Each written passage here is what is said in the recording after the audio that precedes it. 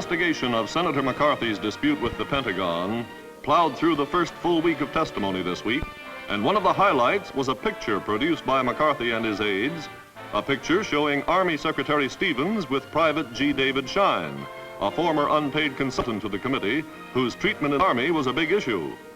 A point of order by Senator McCarthy involved Army Counsel Joseph Welch and Senator Symington.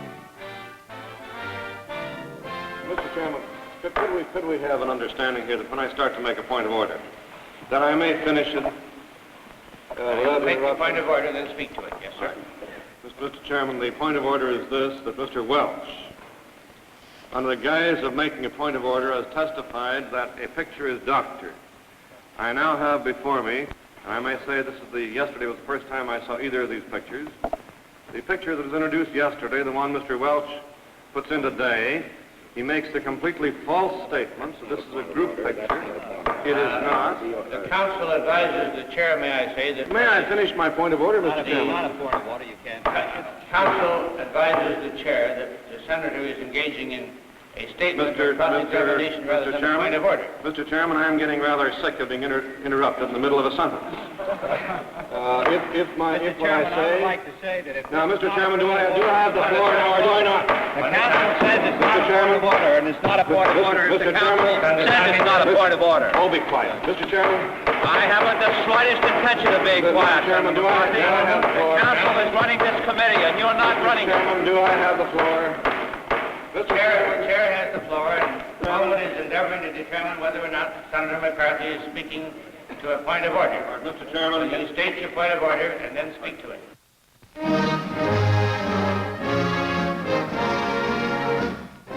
The Geneva Conference on Far Eastern Problems opened this week, and Russia's Molotov made one concession before the delegates got down to business.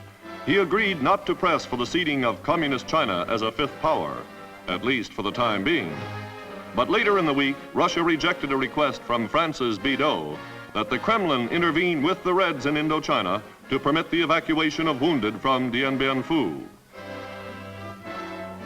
The Communist China delegation, with a nod of approval from Russia, accused the United States of having violated China's territorial integrity by occupying Formosa in 1950. Zhou Enlai proposed that all foreign military bases in Asia be removed.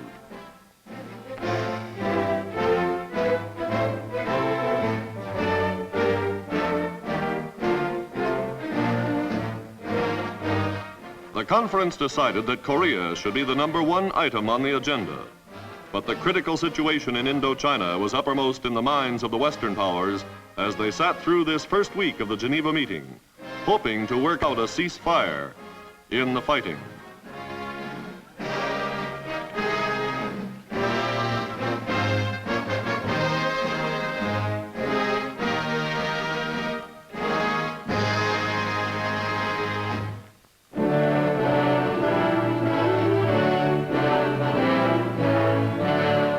A conference of governors in Washington this week heard a warning from John L. Lewis, president of the United Mine Workers Union, who is worried about the economic plight of the coal industry in relation to the national defense.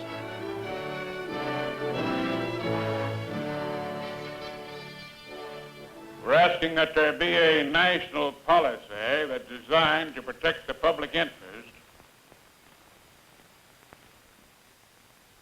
and permit the investment in the coal industry to have a chance during peacetime to remain alive long enough to assist in wartime. True that our petroleum supply is limited, and we are already dependent upon foreign imports of oil to meet the needs of the armed forces.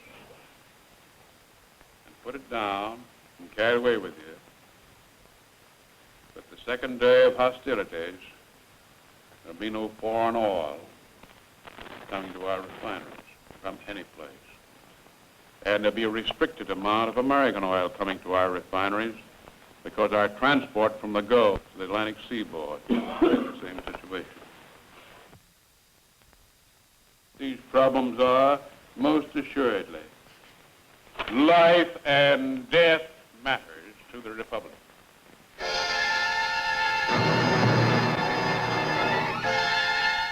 Operation Flashburn, joint maneuvers of the Air Force and the Army at Fort Bragg, North Carolina. A training program geared to weld U.S. troops into trim for possible atomic warfare. The maneuvers began this week with a mass jump of nearly 9,000 men, the largest airborne operation since World War II. But here the paratroopers faced conditions they may encounter in the next global war. The equipment dropped from the cargo planes included Geiger counters for spotting radiation in the make-believe battle zone. Uncle Sam will never fire the first shot in any new conflict, but he's ready to retaliate.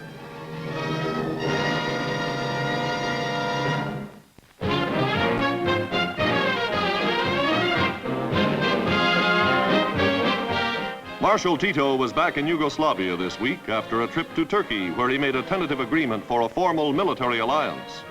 At the railroad station in Belgrade, the dictator's wife forgot about ceremony for a moment to welcome Tito home with a hug.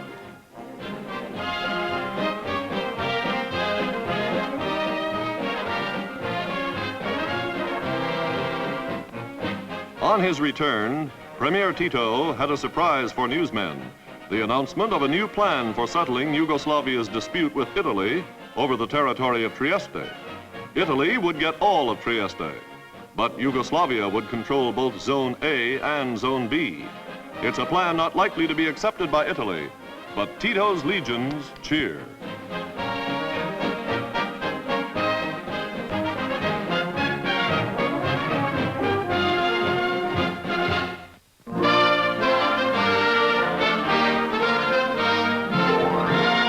One of President Eisenhower's first engagements after returning from vacation was a speech before the U.S. Chamber of Commerce in Washington. We turn our eyes to Geneva, and we see representatives of great and antagonistic powers meeting there, trying to arrive at some situation that at least we could call a modus vivendi. We do not hope, I think, very soon to have the type of understanding that we believe we can develop among ourselves as to great issues, but we would hope that the logic of today's situation would appeal to all peoples regardless of their ruthlessness, so that they would see the futility of depending upon war or the threat of war as a means of settling international difficulties, because that convention or that conference is meeting in the terms of another great development of our time, the atomic age.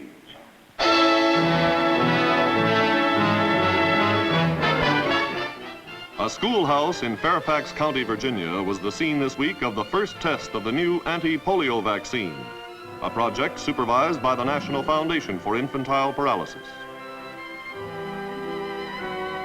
Some 500,000 children in 45 states will undergo inoculation during the test. And to check the effectiveness of the vaccine, another 400,000 youngsters will get shots containing no serum.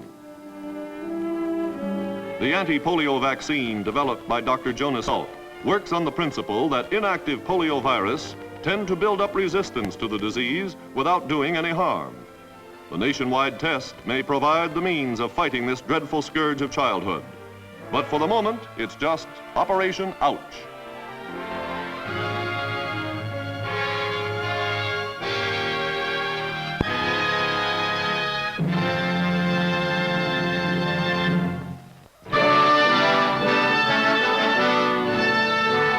The second woman member of the U.S. Senate took her seat this week, Mrs. Eva Bowring, a Republican of Nebraska. That question has been asked me before. As a matter of fact, it was called into the ranks several different times. People wanted to know how I stood. The question was asked me, was I a liberal?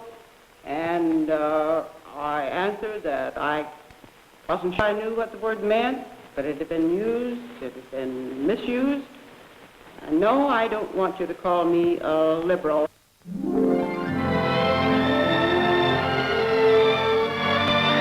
At the county courthouse in White Plains, New York, Rita Hayworth this week regained the custody of her 2 children, Yasmin and Rebecca. A neglect complaint had been filed against the actress while she and her husband, Dick Hames, were in Florida on vacation, and the girls were placed under the protection of the court. But at a preliminary hearing attended by all parties involved in the case, the judge decided that Rita should have her children, although he ruled that there was evidence of neglect while they were left with a governess. Next battle for Rita, a settlement from Ali Khan covering the future of his daughter, Yasmin.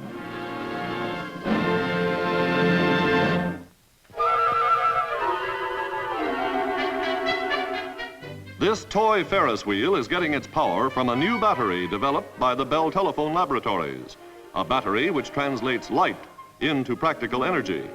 A beam of light focused on the exposed plates of the battery provides the power.